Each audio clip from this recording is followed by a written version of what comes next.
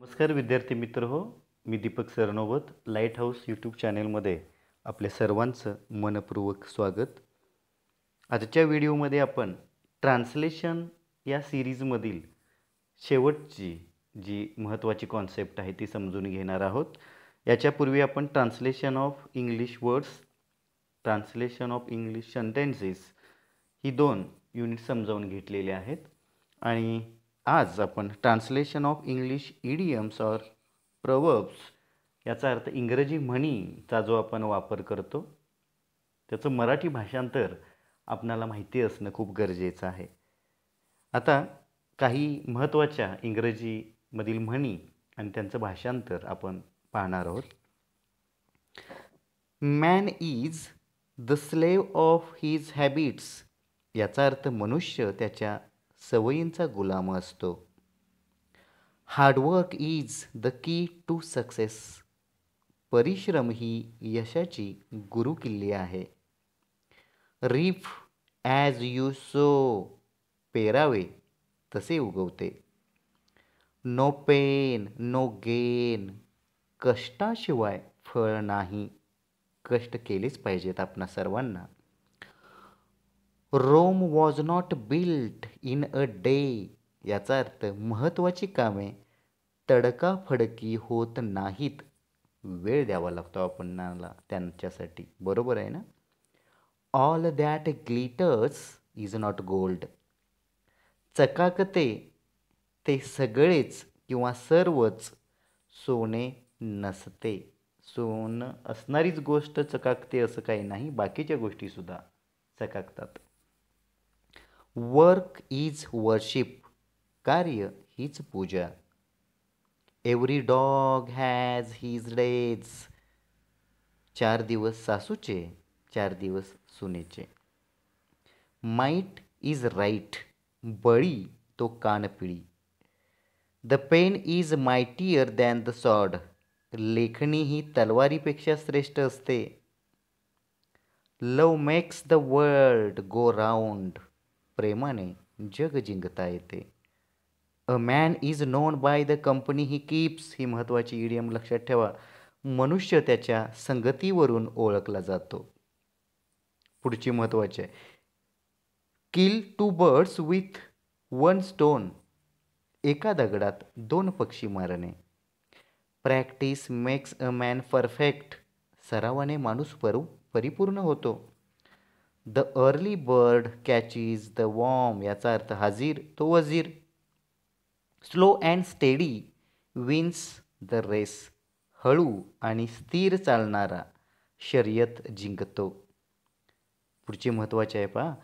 God helps those who help themselves प्रयत्नांती परमेश्वर. जर तुम्ही प्रयत्न केला तर परमेश्वर तुम्हाला पावणार आहे. तुम्ही एका जागेवर बसून राहिलात देहरी पलंगावरी म्हटलात तर तुमचं काहीही होणार नाही. A bad workman quarrels with his tools याचा अर्थ नाचता येईना म्हणे अंगण वाकडे किंवा नाचता येईना अंगण वाकडे अशा अर्थानं आपण ती घ्यायची आहे. पुढे वारंवार विचारली जाणारी महत्त्वाची असणारी. Where there is a will there is a way इच्छा असेल तर मार्ग दिसेल. जिथे इच्छा आहे तिथे मार्ग दिसतो. ट्रूथ नीड्स नो एव्हिडन्स सत्याला पुरावा लागत नाही.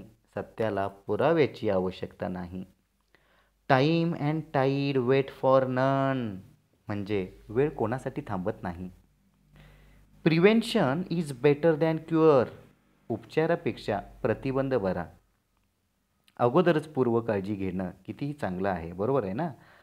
Honesty is the best policy प्रामाणिकपणा हे सर्वोत्तम धोरण होय किंवा आहे. लिसन टू द पीपल बट अबे युअर कन्सायन्स याचा अर्थ ऐकावे जनाचे करावे मनाचे. म्हणजे प्रत्येक इडियम आणि प्रोवर्बचा जो मिनिंग आहे तो अर्थपूर्ण तो आपणाला माहिती असणं गरजेचं आहे.